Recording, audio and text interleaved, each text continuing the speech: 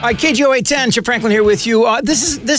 We talk about wasted government funds all the time. I mean, it's the money we pay in taxes, and whether you're Republican or Democrat. This one blew me away. Trump apparently has the ability to not only save the lives of people who smoke cigarettes, but to save a lot of money as well. And it's fixing a quit smoking hotline that apparently encourages people to smoke more. It's a weird approach, but let me just we got Dr. David Sweanor, who is an adjunct professor, a faculty of law at the University of Ottawa, to talk to us about this. Let's talk about this, first of all, the idea of smokeless tobacco versus regular tobacco, because that's at the heart of this hotline, right? It is indeed. So explain to me, when people call up, and there was a woman who called up and did this fake conversation, and she was the one that discovered this and got this ball rolling. Explain what happened there and where we stand right now. Sure. Various of us have tried this. This is actually Department of Defense. You wonder whether it's being run by North Korea, perhaps, is the approach they take. But it's all abstinence only, that if you're using any form of tobacco product, just quit. But they're particularly keen on going after smokeless tobacco. Now, that's a little strange because cigarettes are massively more hazardous than smokeless tobacco. The thing that kills people from smoking is the smoke. It isn't the nicotine. You get anything into your body by sucking smoke deep into your lungs on a repeated basis, and you've got a very high likelihood of eventually getting lung cancer, throat cancer, mouth cancer, esophageal cancer, strokes, heart disease, emphysema. I mean, it's smoke. Nothing good. Kills people. Yeah, nothing good. Nothing good comes from doing that. I mean, we know that half a million women in India die every year from cooking meals over open fires. I mean, it's the smoke. Oh, I didn't know that. Explain that again. What you just said. Sure. Well, we've known that smoking kills a tremendous number of people. It's currently killing about 40,000 Americans a month. We know the diseases that it causes, and we know why those diseases are caused. And essentially, it's really simple. It comes down to, it's the smoke, stupid. I mean, deal with the smoke, you deal with the problem. So when you call caffeine by smoking tea leaves, we'd have the same problem. So when you call this a Department of Defense hotline, they don't tell you, look, yeah, obviously snuff is not good for you, but it's a lot better than smoking. Anything you dip, put in your lip or in your cheek, it's going to be better than smoking a cigarette. Yeah. What they're doing instead is telling people that you've got to quit using this stuff. Any sort of snuff, snus, the Swedish product that's available in the States now. It's the thing that's actually caused smoking rates in Sweden now to be down to the rate of 5%. I mean, no other country's got anywhere close to that. People haven't stopped using tobacco or nicotine. They're just not smoking it, and their disease rates are just tiny compared to what you find in countries with cigarette smoking going on. So we know that the diseases are caused. We know how. We know what does it. And yet, instead of saying, my gosh, for the millions of Americans who are dual users of smokeless and cigarettes, for heaven's sakes, get off the cigarettes. That's the really deadly thing.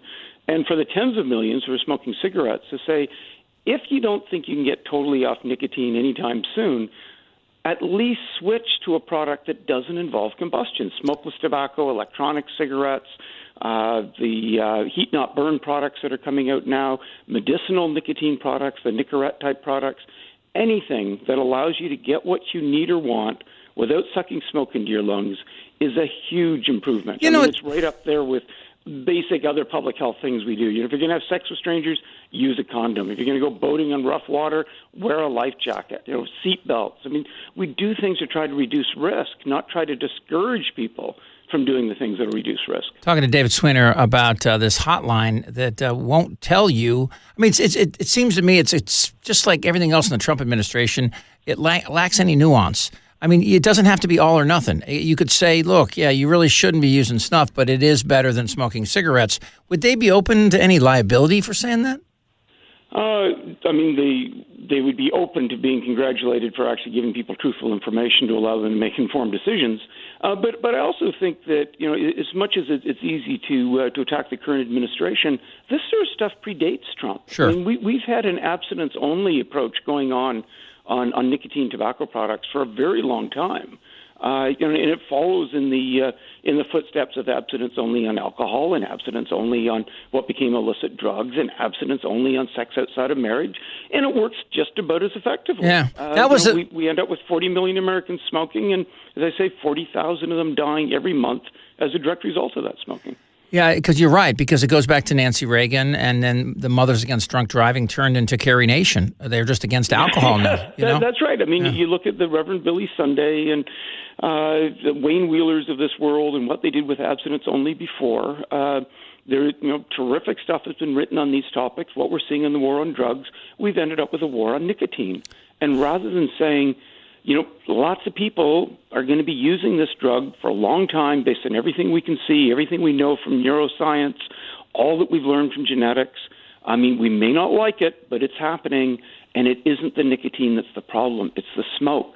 So if we could at least get people off the smoke, we then have time to intervene on issues like nicotine use because they're still alive. The rule number one is keep people alive long enough to intervene. You don't do that if you're directing them to smoke cigarettes rather than use things like smokeless tobacco, Swedish snus, electronic cigarettes. I mean, all the barriers that we now put in the way of the less hazardous products make absolutely no sense. And we keep seeing more of it coming, and it's this whole abstinence only. Let's scare the bejesus out of people if they're thinking of using an electronic cigarette, if they're vaping, if they're thinking of using Swedish snus, if they're thinking of using moist snuff, if they plan to use Nicorette longer than a short period of time.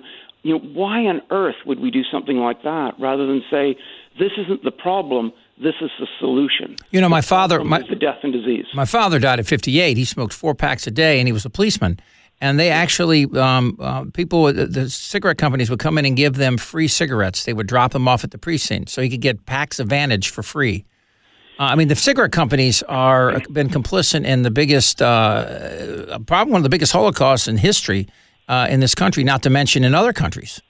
Yeah, globally, we're looking at the current trends in consumption. About 1 billion people globally are going to die this century as a direct result of cigarette smoking. Yeah. It's entirely preventable, and the cigarette companies have behaved in incredibly irresponsible ways. What we're now seeing, though, are our taxpayer dollars being used to misinform people in ways that protect the cigarette trade. Doing things to try to, say, reduce the availability of the flavors people would want for vaping products and get them off cigarettes, to overregulate the medicinal nicotine products so that they're harder to get, they don't deliver nicotine in a very effective way, scare people out of using smokeless tobacco, convince them that they should be smoking instead of using smokeless tobacco. Well, why on earth, after all the decades that people like me have been fighting cigarette companies, do we see policies coming forward that actually protect the cigarette business rather than inform consumers? You know the answer to that. You know the answer. Well, there's various of them. None of them are very pretty. Yeah. There are a couple things that, like in California, we started taxing cigarettes with the promise the money would go to smoking cessation programs. Now less than 10% goes to smoking cessation programs, and the taxes keep going up.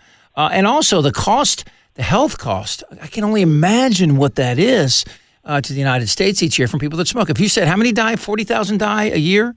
Every month. Every month. 480,000 a year. What kind of cost is that? Because they don't just die. It's a long, slow death. And the point is, because it's so preventable, and you look at what we've done on other things. You go back to the 1940s. The leading cause of cancer death in America wasn't lung cancer the way it is now. It was stomach cancer. It was stomach cancer because people they were eating foods that had gone bad. They didn't get the fresh fruits and vegetables we can now. They're having lots of highly smoked, pickled, salted foods. They didn't have refrigerators. And once they got refrigerators, they could change their eating habits.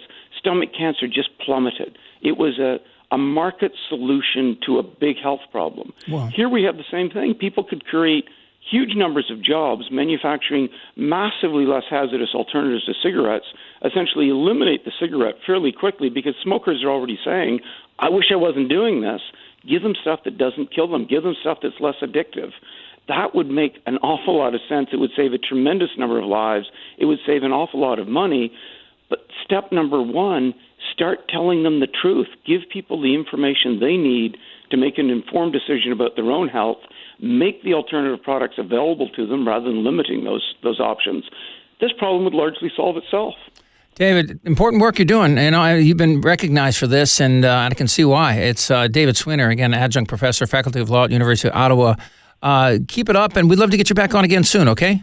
Great chatting with you anytime. Thank you, David.